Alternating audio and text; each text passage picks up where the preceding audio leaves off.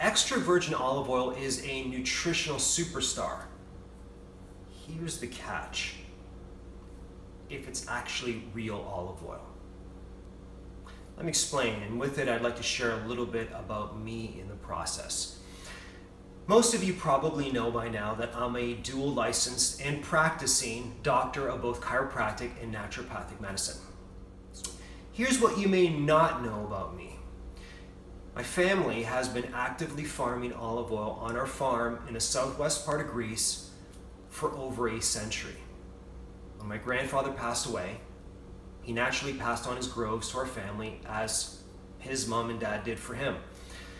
As we actively took over the process of farming and producing our olive oil, a lot of magical things began to happen.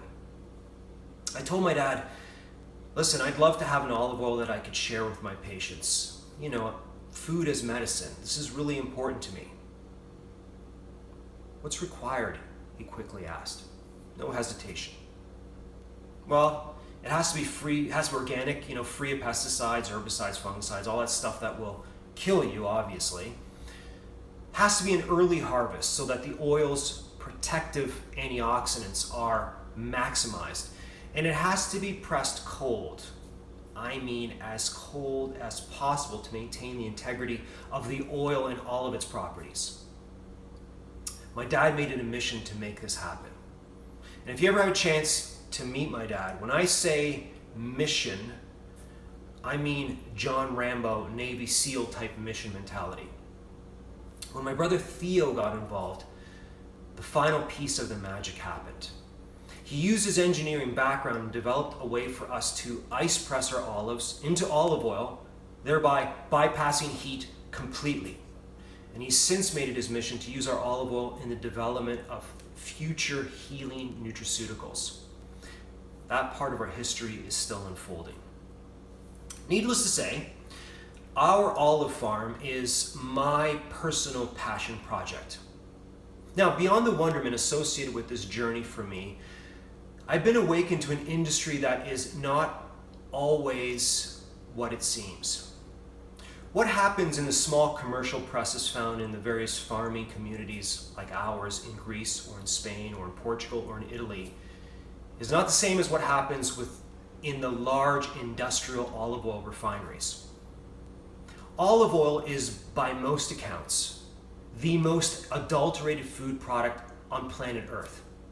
And when I use the term adulterated, I'm not referring to your favorite adult film. I'm referring to the fact that what's on the label is most likely not in the bottle.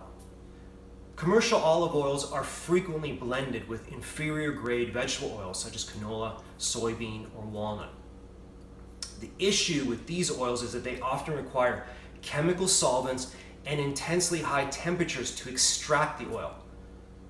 Beyond that, these oils are highly inflammatory, making them the opposite of real olive oil. They're actually bad for you. So when you're shopping, here's what to look for. The simplest way is to buy directly from a producer. In other words, if you buy it from the farm, it's likely farmed olive oil. Simple, obvious. However, if you're shopping, start with labeling. If the label says pure or light, avoid it like the plague. Look for an organic, cold pressed, extra virgin olive oil. It should be in a dark bottle. It should have a harvest or press date. It may even have the farm registration number on it, which is the state from which it was farmed. And finally, it should taste great. When you crack the bottle, you should instantly smell the green, grassy, olivey fragrance. When you taste it, depending on the level of polyphenols, it should leave a slight peppery bite on the back of your palate. But the bottom line is, good olive oil will taste great. It's an experience. So many of my diabetic patients have told me over the years when we're having this very conversation, I don't use olive oil because I don't like it, or my husband doesn't like it.